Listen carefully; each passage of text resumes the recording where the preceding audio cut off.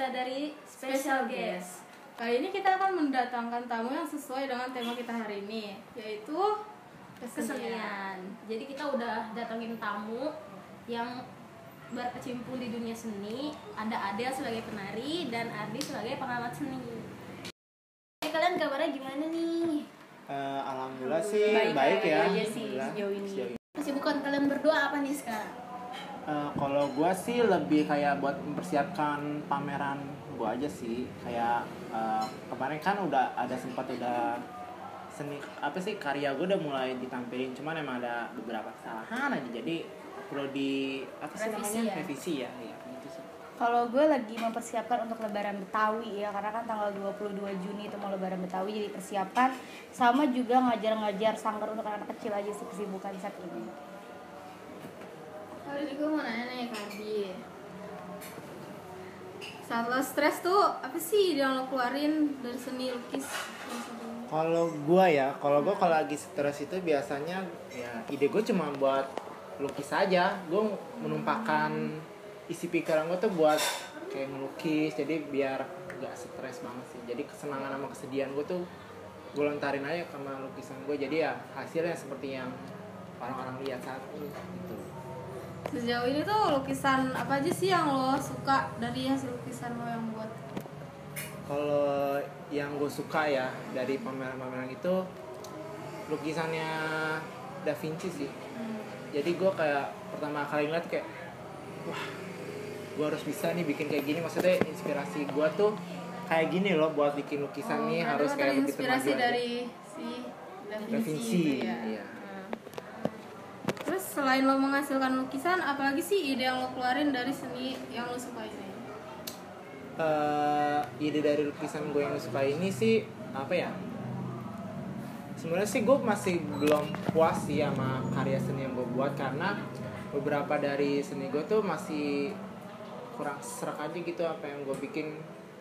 Apalagi kemarin itu kan sempat ada kejadian lukisan gue kan dicuri sama orang lain. Gue nggak tahu ya itu apa karena ada yang iri atau gimana. Jadi kayak gue sempet hopeless tuh, gue kayak udahlah, gue mah jadi malas bikin lukisan lagi. Tapi setelah gue ingat-ingat lagi, masa cuma gitu doang gitu, cuman kayak iya, cuman karena udah bisa, ini kita maju lagi. Ya kan? Kira? Lo kan di seni tari ya. Kenapa sih lo lebih tertarik di seni tari padahal kan banyak seni-seni yang lain? Oke, kenapa gue tertarik di seni tari itu awalnya karena paksaan dari orang tua. Orang tua gue tuh masukin gue di sanggar dari kecil ya, dari SD atau TK gitulah. Jadi awalnya tuh paksaan nih, tapi lama-lama gue kan bertahun-tahun juga kan sanggar, terus kayak enjoy dan gue ngerasa my passion in here gitu. Jadi ya udah diterusin aja gitu kan. Maksudnya kan susah ya. Sekarang itu anak-anak tuh susah tahu passionnya dia tuh di mana gitu. Jadi karena gue udah diarahin dari kecil, ya udah gue akhirnya this is my passion, so I must through it. Lo jadi menjalannya enjoy ya? Iya benar. Berarti benar dari kecil ya? Iya dari kecil, dari bener-bener TK kayaknya, TK dimasukin sanggar tuh. Dari TK. Itu menarik sih. Dari sekian banyak yang lo pernah tari gitu ya, tarian dari daerah mana sih yang paling lo tekunin saat ini?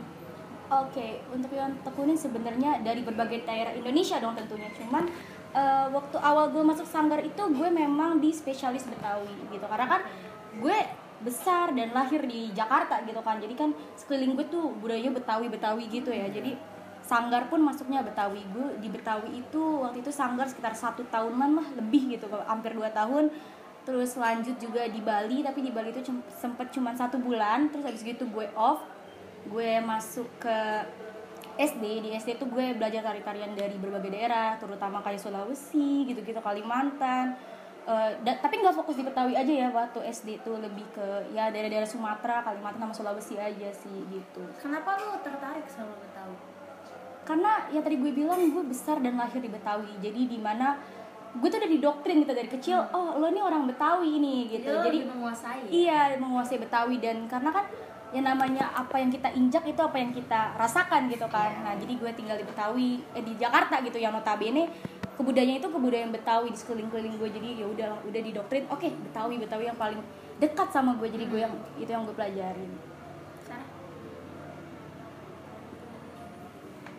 Oke, balik ke Adel aja. Biasanya lo tampil di acara apa sih kalau menunjukkan tarian lo itu? Sebenarnya banyak ya event-event tarian, karena kan bisa dari acara kementerian gitu atau mungkin apa. For example, gue tuh pernah di Kementerian Pariwisata sama Kemendikbud waktu acara Hari Anak Nasional gitu. Mungkin kan kayak sebagai representasi anak Indonesia gitu ya, saat itu masih kecil gitu. Itu terus sama event-event besar kayak event kebudayaan atau apapun gitu. Boleh diceritain gak sih sedikit pengalaman lo? Oh, pengalaman gue yang di Kemendikbud aja kali ya, karena menurut gue itu yang paling menarik. Jadi awal mulanya itu gue ikut salah satu ekstrakurikuler, bisa dibilang di ekstrakurikuler yang ada di SMA gue.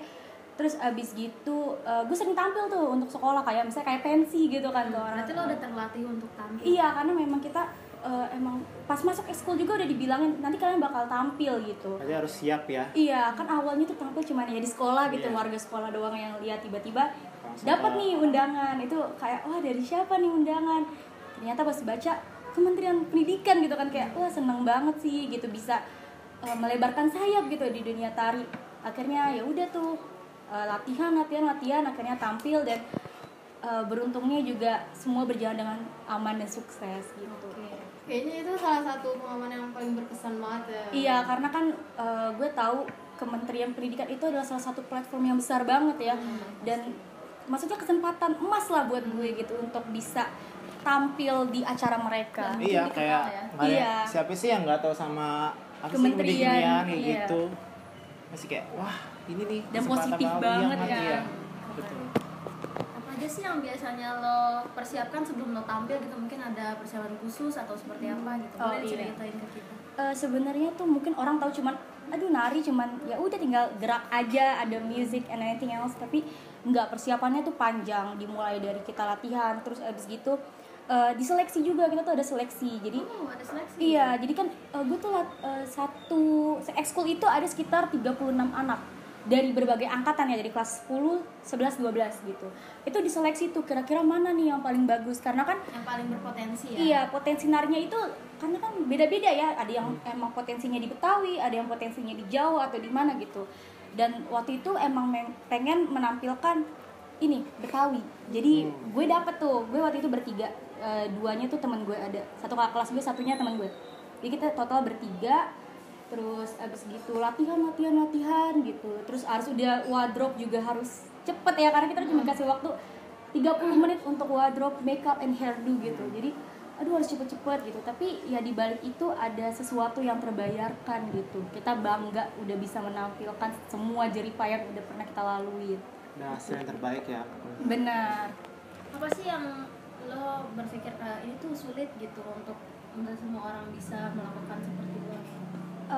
Sebenarnya kalau sulit pasti ada aja ya, semua itu kesulitan, dan bagaimana cara kita ngatasinnya. Mungkin menurut gue yang paling sulit itu adalah di saat gue diminta untuk menghafalkan tari gitu, gerakan tari, tapi dalam waktu yang singkat gitu kan. Dia harus benar-benar eksklusif.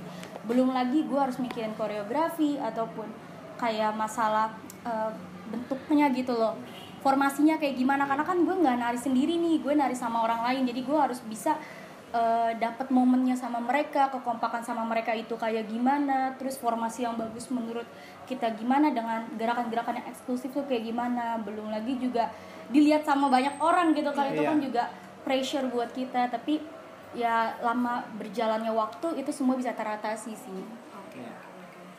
Kalau ada nggak sih dari lo tuh pengalaman yang kurang mengenakan lah selama lo berkecimpung di dunia tari ini gitu ya? Banyak sih pengalamannya. Yang pasti yang pertama tuh capek ya, namanya juga tari gitu. Jadi untuk awal-awal tari itu kita bisa dibilang kayak latihan militer ya, karena harus push up, sit up gitu. Mungkin untuk jatuhnya mengukur badan ya, karena kan sebagai penari kita juga badannya tuh harus ideal, harus semuanya sama, iya proporsional. Terus yang harus balance ya? Iya, belum lagi kalau kadang kita nari pakai baju biasa itu udah capek banget kan. Nanti apalagi kita nari pas tampil itu harus pakai baju yang riuh gitu istilahnya, harus pakai Berarti lu selendang. makan di toilet juga ya, Dan? Berarti ya? Oh iya, makannya juga, dan setiap sebulan sekali tuh kita diukur, dimulai dari bagian pinggang karena kan itu yang sangat ini ya poinnya gitu. Poin yang Jadi penting. iya diukur semuanya, terus abis gitu pola makannya dan istirahat tidurnya juga harus terpenuhi kan.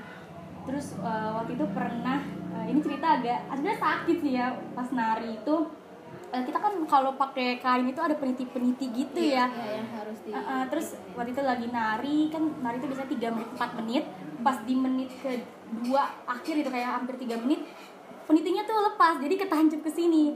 Tapi we must be professional, jadi kita harus terlihat ya we are okay gitu. Dan pas udah selesai nari baru ngerasain sakitnya sih. Cuman balik lagi kita terbayarkan gitu, kita udah bisa tampil perform secara baik gitu. Oke, ini untuk kalian berdua ya. Gimana sih cara kalian menarik untuk dilihat anak muda untuk berkarya seperti kalian gitu? Mulai dari Adi. Di era yang udah berkembang ini ya, udah zaman kita udah modern banget. Maksudnya apalagi platform media, sosial media itu seperti Instagram, kayak ya Instagram sama TikTok itu kan udah ternama ya. Maksudnya orang-orang udah pada tahu. Itu bisa jadi maksudnya kunci buat orang-orang tuh kayak tahu loh, kayak oh seni ini lukisan kayak gini, oh seni tari itu kayak gini. Jadi mereka bisa lebih tertarik. iya, bisa mengeksploitasi itu apa yang dia inginkan. Karena kalau misalkan kita kalau ingin melakukan sesuatu itu kan pasti nggak bisa dipaksakan kan, pasti harus dilihat kayak dari contohnya dulu. Kayak misalkan dari si A kayak buat kayak lukisan ini, kayak si B misalkan melakukan tari kayak gini, itu jadi kayak dia menciptakan sebuah pikiran yang membuat dia seakan-akan oh kalau misalkan dia kayak begini, gue juga bisa dong, maksudnya bisa melakukan kayak gini. Jadi ya itu sih, Jadi menanamkan mindset. iya untuk mindset itu. dari pikiran orang itu.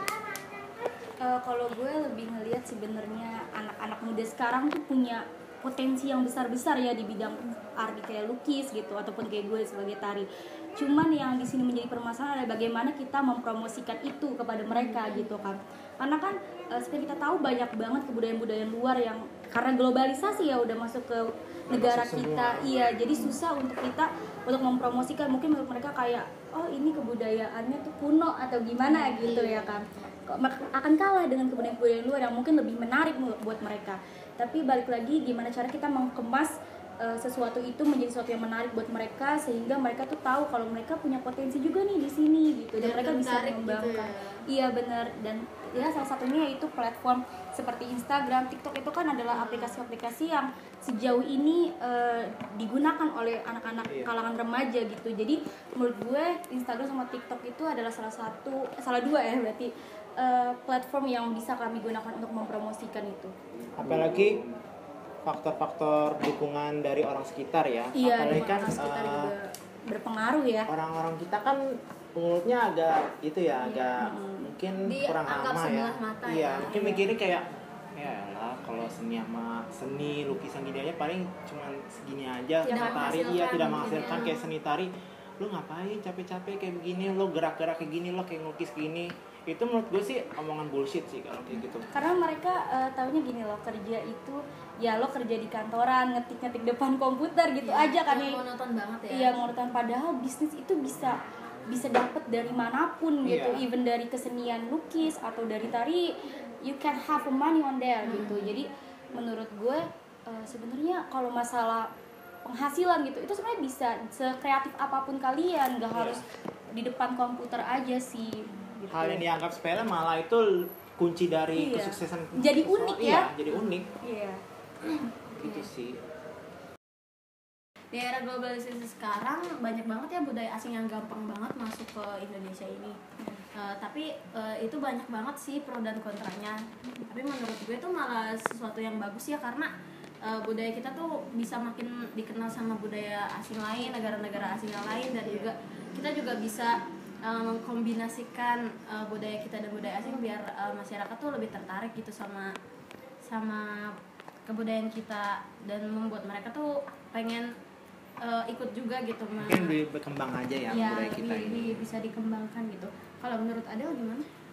gue juga setuju sama Vira, gue juga termasuk bagian yang pro ya akan hal itu, karena kan globalisasi itu semua budaya-budaya dari berbagai belahan dunia gitu ya, gampang untuk masuk ke negara kita. Ada dua sih menurut gue. Yang pertama, kita bisa kayak pertukaran budaya gitu ya, jadi kita saling mengenal budaya luar, jadi nambah knowledge kita. Terus juga kita juga bisa mempromosikan budaya kita. Terus yang kedua juga adanya mix atau gabungan dari antar budaya yang jadinya tuh budaya kita nggak monoton gitu, dan sesuatu yang jadi menarik. Dan menurut gue itu jadi menjalin persahabatan antar negara juga nggak sih, dari budaya Ya, itu bisa sendiri. jadi, bisa. Sama menurut aku Kalau menurut gue itu seharusnya budaya kita tuh harus lebih disaring nggak sih? Berarti lo kontra ya? Iya, karena tahu sendiri kan gimana budaya luar itu lebih ekstrim, maksudnya lebih tahu sendiri kan, apalagi kan orang-orang itu lebih main berani sama kehidupan nyatanya tuh lebih ekstrim. Apa sih sebutannya? Kayak apa Yang ya? nggak sesuai lah Yang sesuai dengan budaya kita. Misalkan di budaya ini kayak begini, di budaya itu kayak lebih terbuka gitu loh, lebih orang pemikirannya lebih terbuka gitu. Apalagi untuk pakaian-pakaiannya juga kan, kalau dari Iya. budaya luar sini. Tapi kalau menurut gue Tapi itu jadinya lebih ke, jadi ya? lebih ke culture shock. Oke, Iya. tapi kalau menurut gue itu lebih ke pribadi sih, sama mungkin kurangnya open minded ya. Kalau menurut gue nih ya, menurut gue untuk urusan tadi yang dibilang sama Sarah, pakaian itu memang itu kan melanggar norma ya kalau bisa Iya, dibilang. apalagi di sini kan juga termasuk negara yang notabene emang Islam mayoritasnya itu paling Iya. besar. Benar, tapi kan kita balik lagi ke individu masing-masing, dimana kalau misalnya mereka nyaman is okay gitu kan. Kita dia nyaman dengan pakai itu. Dan menurut gue masyarakat sekitar juga harusnya open minded dengan apa yang udah terjadi. Kita nih di era globalisasi loh, bukan negara yang tertutup atau buta akan hal-hal dunia Iya luar sih, gitu benar. nggak sih? tapi gue setuju sih sama Adel, karena kita juga sebagai masyarakat yang sudah berada di era modern ini harus bisa menyaring baik dan buruknya ya. Kalau misalnya menurut kita itu sesuatu yang buruk, mungkin tidak usah terlalu diperdulikan gitu ya. Iya. Nah, kita bisa menyaring hal-hal yang lebih baiknya untuk mungkin memperkenalkan budaya kita juga, atau Tapi tetap jadi mempromosikan- diri kita Iya, sendiri tetap jadi gitu. diri kita sendiri, tapi kita tetap bisa memperkenalkan budaya satu sama lain sih antara kita dan negara asing. Dan nerima ya kalau adanya perbedaan itu. Tapi lo tahu sendiri kan gimana orang-orang kita tuh punya pemikiran yang sangat sempit banget, tau nggak? Kayak dia mikirnya kayak, ih masa kok pakaiannya kayak gini, masa kok budayanya kayak gini, bla bla, nggak mencerminkan banget. Iya, kayak, makanan barat kayak gini kayak gitu kan, kayak kayak you must be Menghargai ya, Smart, harusnya you know. saling menghargai. iya. Gue kurang suka sih sama orang pemikirannya cuman. Berarti butuh banyak edukasi lagi ya Iya. untuk hal ini gitu. Kita masih kurang banget loh edukasi tentang budaya-budaya luar itu. Mungkin Bahkan edukasi dan literasi. ya, Dan menurut Gitu gue ya. juga lebih ke pemahaman, karena kan kalau kayak gitu adanya salah paham menangkap nih, mungkin orang-orang yang bisa dibilang agak terbelakang dengan kebudayaan luar gitu kan. Iya. Pasti ngeliatnya dari awal tuh sisi negatifnya aja nggak Iya. sih, kayak oh ini bajunya kebuka, oh ini berarti nggak cinta sama negaranya Indonesia sendiri sendiri. gitu kan. Padahal di balik itu ada loh nilai positifnya, kita bisa memperkenalkan budaya kita Iya. juga, terus kayak jadi persahabatannya tuh jadi lebih erat nggak sih, dari budaya bisa dong harusnya, nggak harus yang harus kita monoton nih, enggak nih budaya kita itu budaya gitu, kayak udah beda-beda gitu kan, enggak, semua tuh digabungin juga bisa jadi sesuatu yang mahakarya yang bagus sebenarnya sih. tapi lu pada tahu nggak sih yang akhir-akhir ini lagi rame, yang tahu yang perpaduan seni musik sama seni kayak art itu? Siapa sih namanya, si Eka Oh, itu? with Genius juga ya. Iya, sama Alvira. Iya, Oh ya, tahu Iya. Wonderland Indonesia. Ya itu lagi rame sih di perkembangan sekarang. Dan menurut gue bagus juga sih, karena itu juga bisa jadi pengenalan budaya kita juga. Iya.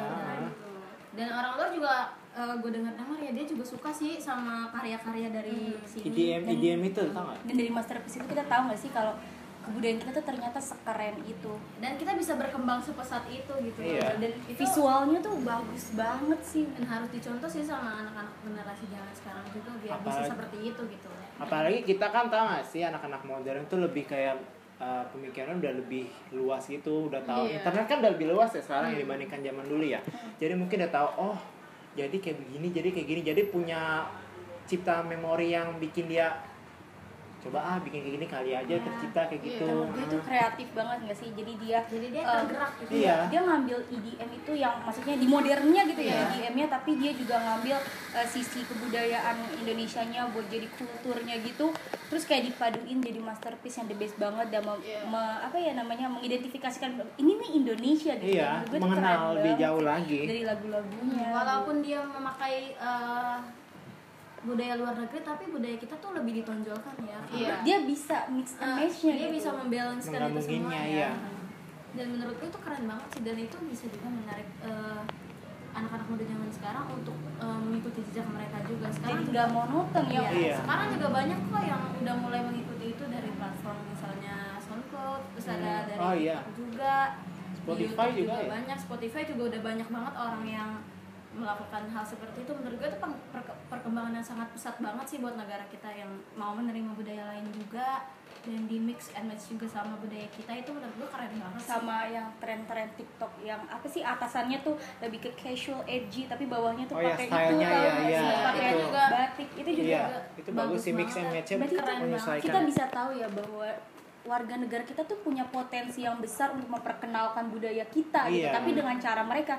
Cuman mungkin dari sebagian orang masih ada yang pemikirannya nggak bisa ya, kultur adat itu nggak boleh dicampur sama modern. Iya. Sebagian orang kan mikir kayak gitu ya, padahal itu bisa jadi sesuatu yang sangat menarik dan menambah apa ya, menambah minat dari orang-orang banyak gitu. Dan membuat orang lebih tertarik gitu sih untuk mencoba mencampur-campurkan budaya dengan hal yang positif In a ya. good way, Iya, in a ya. good Good way gitu. Jadi menurut gue itu bagus sih dan bisa diperkembangkan lagi gitu dengan mungkin musik atau Iya. mungkin fashion atau mungkin art atau mungkin tari juga mungkin nanti bakalan ada yang lebih wow lagi gitu, dan itu menurutku bagus banget sih.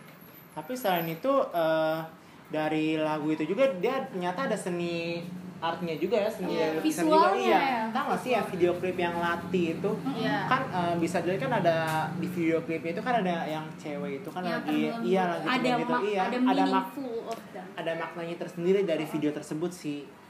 Dan itu juga mengambil budaya Jawa juga, dan itu keren banget Iya. sih. Keren sih itu sampai nembus kancah luar negeri ya. Orang tuh tahu loh, iya.